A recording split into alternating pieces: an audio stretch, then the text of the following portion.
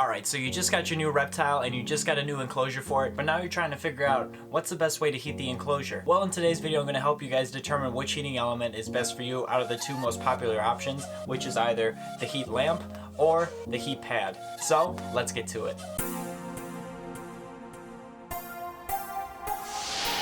My name is Nick Pulaski. Ever since I was young, I've had two passions, wildlife and filmmaking. My goal is to combine those two passions to make wildlife content. My passion for wildlife and my collection of exotic species is constantly growing. Come follow along as I pursue my goals of educating, inspiring, exploring, and conserving wildlife, all while having fun, seeing the beauty of our natural world.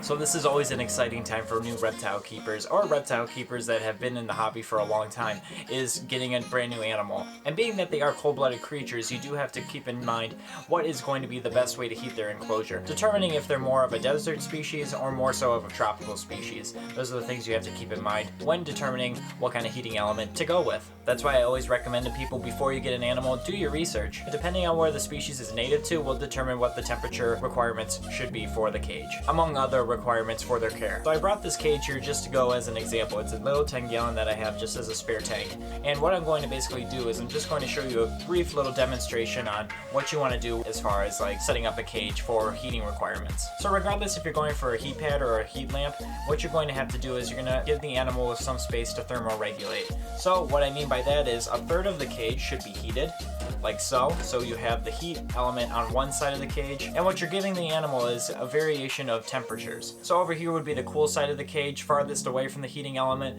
This would be more so like the middle range temperature, and then over here would be more so the basking, warmer side of the cage. So basically all this is doing is giving the animal options. And another thing you want to implement just to make sure that you're heating the enclosure properly is a thermometer, just so you can see the ranges throughout the day in temperature. And you also want to make sure that your heating element does not come in direct contact with your reptile. And the best example I can give for that is a heating rock. What heating rocks essentially are is it's an electric rock which basically heats up, and it doesn't have any sort of thermostat inside of it to regulate the temperatures, and what it does is it'll just basically cook your animal over time as it gets hotter and hotter and hotter.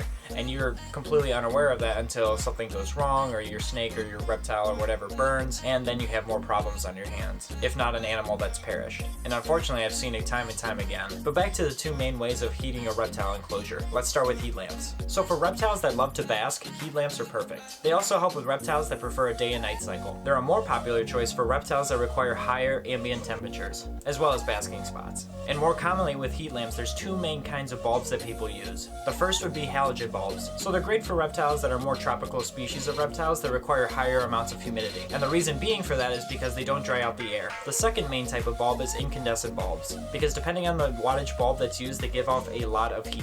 The nice thing too with heat lamps is they come in many different kinds. This is a double dome right here, this is a single, I also have this bigger one right here. They come in all sorts of different sizes. Now let's talk heat pads. So this one right here is an old Zoom Med heat pad that I have. As you can see, it has a more so informative side right over here that tells the wattage as well as the brand name, and then it has an adhesive side on the other side right here. This side goes on the underneath part of your tank. So the nice thing about heat pads is they can actually stay on 24 hours. It's underbelly heat for reptiles. They're also nice because it provides warmth for reptiles even when you need darkness in a room. And since most people adhere them to the bottom of the enclosure, what it does is the heat rises up and that helps the reptile. Now on the note of sticking this to the bottom of your enclosure, make sure that you have your enclosure on stilts and it's not just sitting directly on top of the heat pad, because it's not getting any airflow. And with the lack of airflow, it's more so putting the animal at risk because it could actually burn the animal, as well as the side effect of making the cage too hot, and also the possibility of cracking the bottom of the cage because it is getting too hot, as well as a fire hazard. So just to make sure that you avoid all malfunctions, make sure that your enclosure is on stilts. So yeah, these are just quick little facts on basically mastering how to heat your reptile's enclosure, whether you're using a heat lamp or a heat pad. But yeah, with that being said, mastering the temperature in your reptile's enclosure and making sure that the temperature is where it needs to be is a crucial step in the right direction of being a successful reptile keeper. But this is just two of the ways to heat a reptile enclosure. There are multiple different other ways, and let me know down in the comments if you have different suggestions or if you wanted to add anything to this.